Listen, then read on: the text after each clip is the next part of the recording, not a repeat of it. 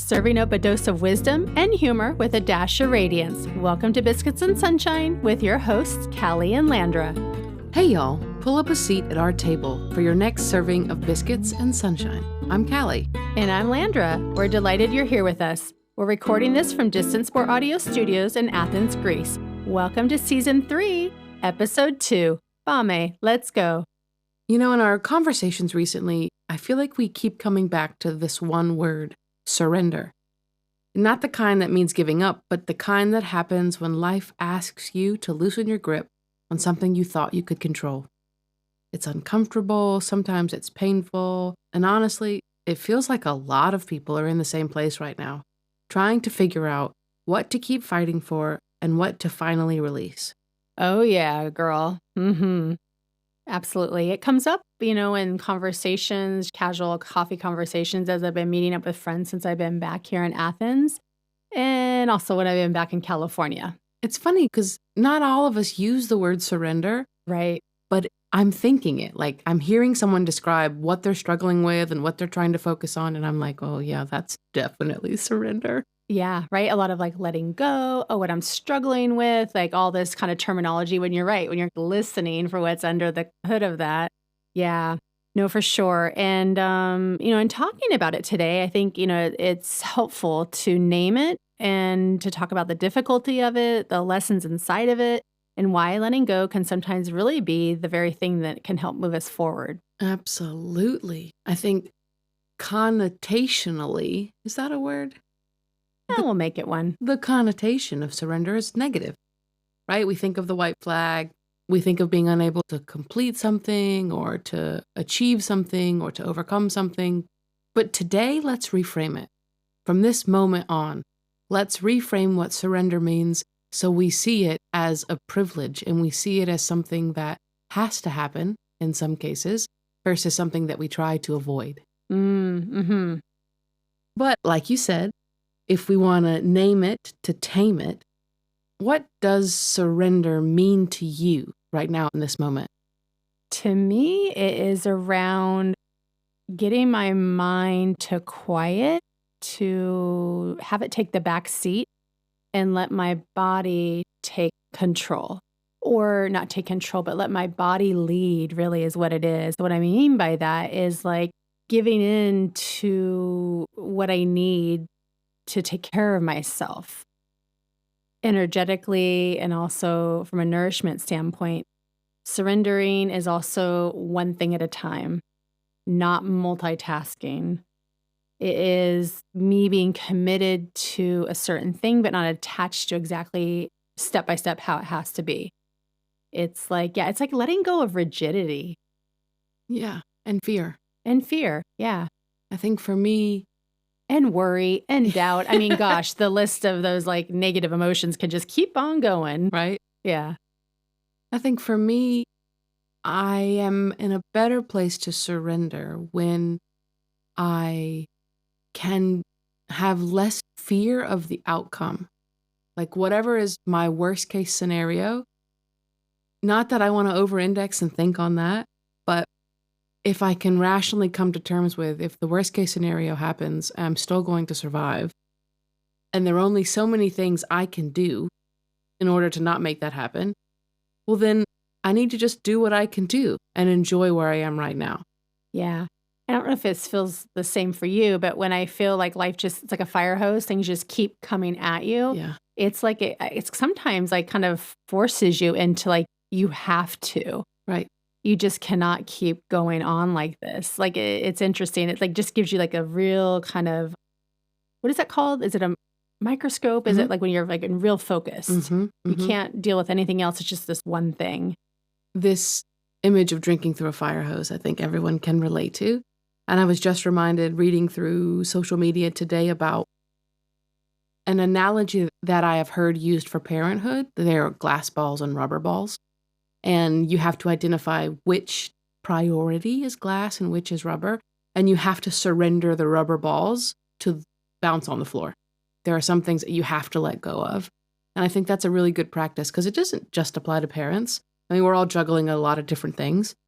So being able to understand what is a main priority that can't be missed and what is something that you can let go of for the moment, for this time period. I think that's very important and an act of surrender. So true. And it's interesting because I think you can only do so much. Mhm. So I don't know if I think you are kind of like me in the sense you have this like overinflated idea what you can get done in a day. Yeah, Yeah, right? like coming today. I already did so many things and I thought, too much. Maybe too much. Yeah, so it's like surrendering just to time, right? There are only 24 hours in a day. When you're paying attention, a good question to ask is what is it time for now? Yeah, a great Surrendering question. to like I can only do so much. And I think you bring up a great point around inevitably and eventually we all surrender to time. It is the thing that we constantly fight against, but does it have to be a fight? Mhm. I keep like asking myself, you keep seeing these things about like, oh, if you only see your parents twice a year, then, that's only 20 more times if they have 10 more years to live. And you're like, I don't like that. Mhm. But I can do nothing about the passage of time. And so I think maybe a part of growing older is really understanding time and trying not to fight against it, but into some ways make it your friend. Mhm. Agree. I was talking to my cousin actually about time, and she's a new mom and, working for herself, consulting. And we were just really talking about, having these little like phrases, that are like more time positive. Like time is on my side. And I think there's like an old song around that I remember kind of in oldies. I'm talking like 50s and 60s. And I was telling her how helpful it can be is even to have music and that's actually been helping me in different areas of my life where I have these playlists. I have one that's around like moving with grief. So, like when I kind of need to move it, and I've talked about this before, energy up and out of me. I have one that's around just, I call it dance therapy. So, Hmm. so many different ones like that are kind of fun. So, it's interesting, yeah, when you find like what the block is to then what is your antidote to kind of help you move with or through something. And that I think is a part of surrender. Absolutely. I think it's something that we all struggle with in our own way. And it is unique to the experiences that we've had, the fears that we overcome, and the makeup of who we are at our very core. Absolutely. Yeah. Is there an area currently that you're struggling with, area in life? Mm, In what area of life am I not struggling with surrender is probably a more appropriate question. And it's funny because I feel so authentically aligned with my life having moved to Greece, but just goes to show you that nothing is set in stone and Mhm. time always has an impact on things. I'm struggling a bit with work and trying to force things to happen, especially when I get a little bit worried about money. I'm struggling against time in the sense that I want to have kids, and every day I'm just getting a bit older. I struggle with faith in all of that because I know that if you speak from a place of abundance, that good things come. I struggle with surrendering to abundance and not surrendering to scarcity. Mm. Um, I think like this is a theme for me now across the board, and I find comfort in the fact that it is also something that everyone else is struggling with, Yeah. even if they don't name it as surrender. Yeah, for sure, right? It's like it is personal to you, your struggles with it, but then when you kind of like pick up your gaze and kind of look around, it's also part of the universal human experience. Hmm. Yeah. We forget that sometimes. And that's where I think even with me too, with what's going on with my mom, not only an aging parent, but a parent that's dealing with a health diagnosis, it is a reminder of like, right, everybody ages, everybody will die. And so how do I just go, I'm not alone in this. It's very unique to us, but it's also what everybody will struggle with and deal with at some time. It's the human condition, Yeah. right? And it is our humanity that binds us all together. Mhm. It's in our struggle that I think we find the most commonality, Yeah. and we And forget that. I was also, meditating on, why is surrender so hard, right? Hard for me, hard for all of us. And I think it really centers around the sense of safeness and security. Our minds really, I think, want predictability, especially when the world feels like it's on fire and out of control globally, but then also like at home, sometimes it can feel that way too. So I think that's what, really why it feels so hard. I don't know. Do you have any other thoughts on that? I think it forces us to confront the fact that we cannot control everything. Yeah. Yeah. And at our very most human level, I think our desire for control is very strong. One of the things that I thought of since you asked me the question about what am I struggling with, honestly, I'm really struggling with the fact that I am more ruled by the hormones in my body than I ever realized before. Mm. In this health journey that I'm on, I've sort of dug into the science to understand, like, how can I lean into the things that my body does well? And thank God a lot of things in my body are working just fine. But it does force you to confront the fact that I'm not the same from day to day in terms of a hormonal perspective. And that means that I can't do the same thing every day. I can't build these little comfort routines and expect to eat the same and train the same and work the same because I'm not the same on the inside. I have more energy at certain times of the month. Sometimes I just need to be held and I just need a place where I feel safe. And if I try to push through in those moments and I can't, it feels like failure. And so I have to surrender to the fact that I can't live in a world where I constantly push every single day to do the same thing and to accomplish more and to climb that mountain. Some days I need to sit in the valley, put my feet in an Epsom salt bath, and just rest. And I don't like admitting that. We all love rest, but I don't like admitting that I need it. I don't think the world, even as women, I don't think the world says, baby, take your rest. I think the world says, work until you die. I mean, you look at what is offered to us from a pharmaceutical or even a food perspective. There are all these things, these enhancements, these additives to help you push through fear and failure and fatigue and tiredness. But like, what's out there to help you really sort of like rest and unwind? That's legal, let's say, I don't like having to say, I can't do that next week because I know I'm not going to have the energy for it. And that really frustrates me. It really frustrates me. And that's why I think it goes back to this, like, trying to lean into my femininity and be softer so that I can be more of who I am, but like softer so that I can just sort of give myself a bit more grace and surrender to this natural biological process that goes on inside of me that I have no control over. I mean, I guess I do in a sense, but I think the methods of control don't work for me, and I don't think they're as healthy a choice for me personally. Where do you think the frustration comes from? The narrative that I can do it all and have it all. And so you're believing that? For a long time, I think I did. For a very long time, I did. It sounds like you're like unwinding a kind of ball of yarn. Yes. A friend of mine was describing it as an onion and we're peeling back layers. And he has said this to me, I don't know, for almost 2 decades now. And being able to identify what is you, what layer is authentic to you, and what is not you. And I thought by almost 40 years old, I would have had this down by now, but I don't. It's frustrating me that I too am sort of a cog in the cultural wheel, that I have believed these narratives that just don't make sense. I think that is real, true, and valid, those frustrations.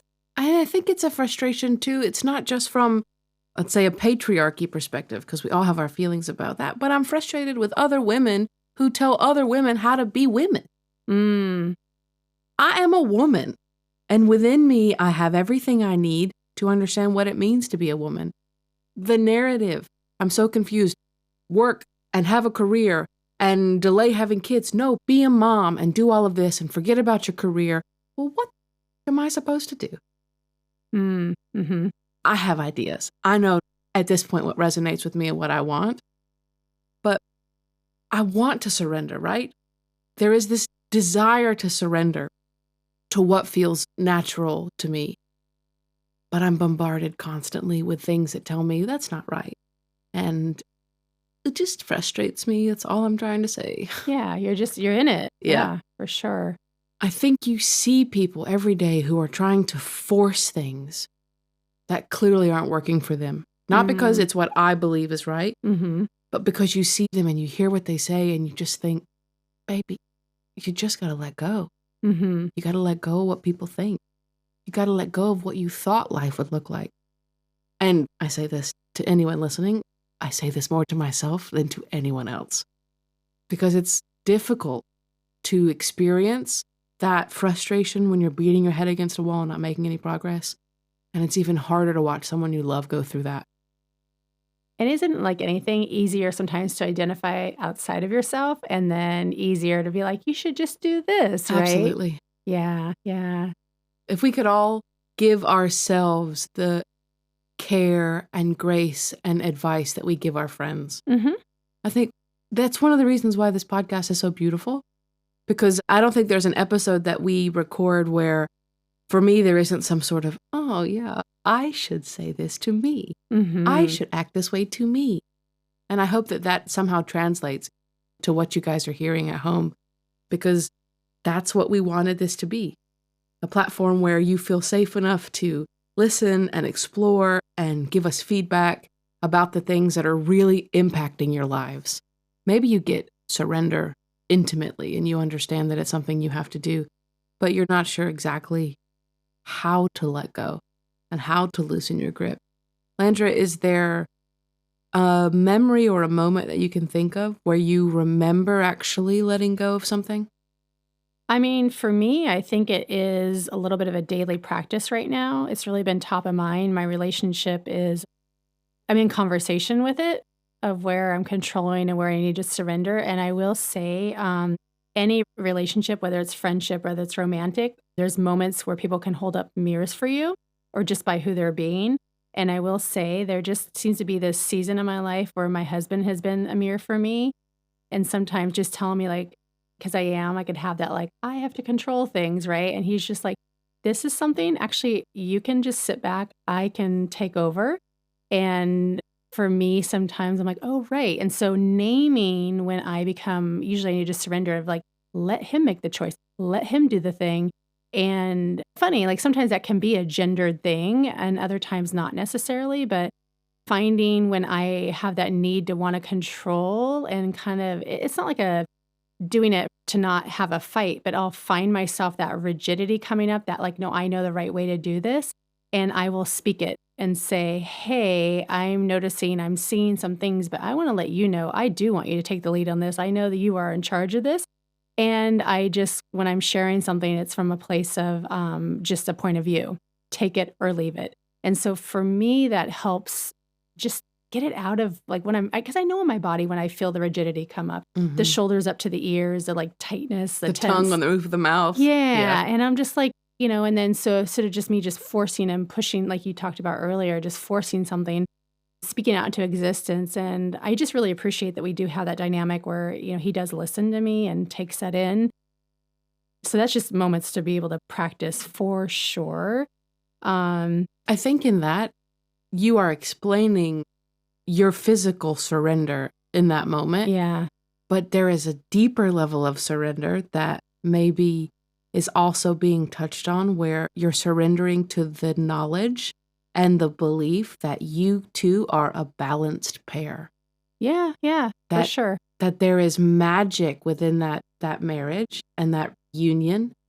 And even that requires surrender because there are some narratives in the world that say you don't need a man. And you're surrendering to the trust that you have in your husband and allowing him space to be that man. I think that's so beautiful. I want that for everyone. Yeah, and it's funny because I just think there's been so much coming up that like I'm so aware of it.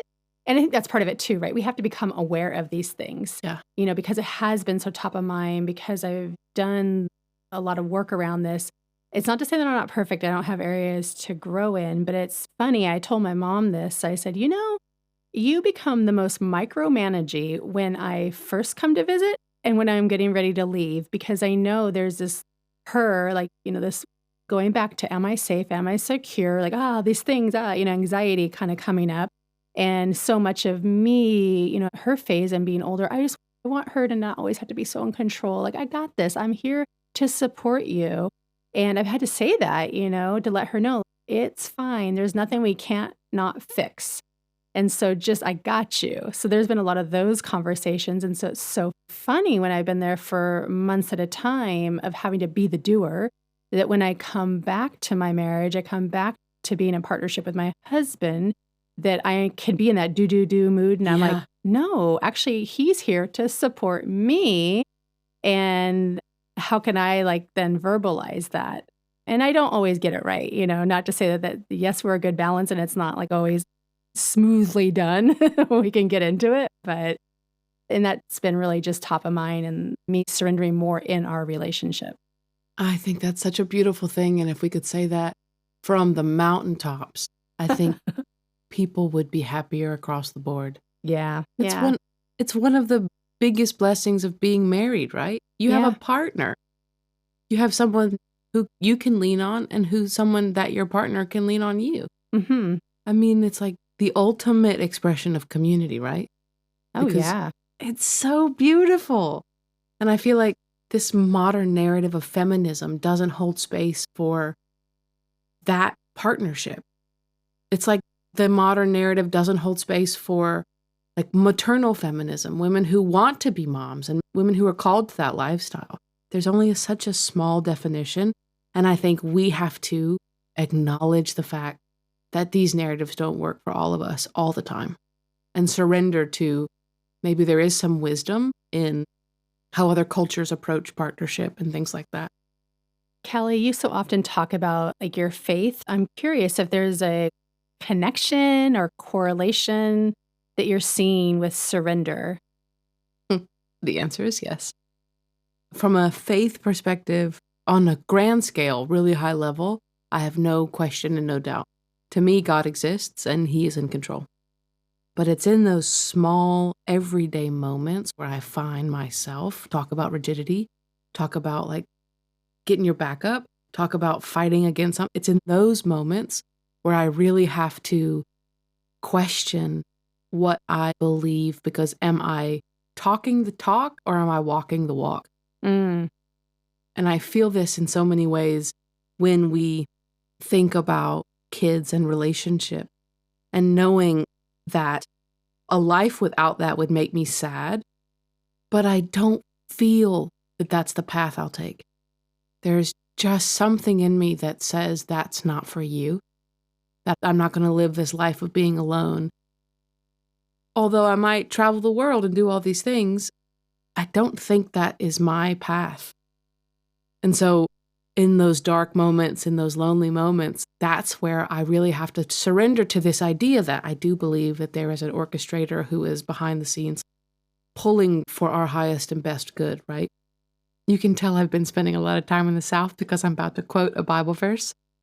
But there's a Bible passage that says, God works for the good of those who love Him and are called according to His purpose, which to me says, God is working for my good if I love Him, which I do, and if I am walking in the purpose that He created for me, if I'm being my true and authentic self, and if I'm surrendering to what feels like my calling, not to what the world says is my calling, what the world says is my purpose.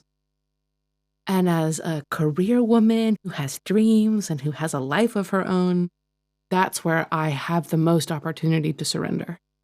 I don't always do it very well, but I think it's an everyday practice that I'm grateful to go through, even in the moments when I'm super frustrated. Yeah, I think faith is something that's tricky in the sense that it cannot be seen. It's mostly like you talked about feeling, and it's almost like this inner knowing, intuition maybe.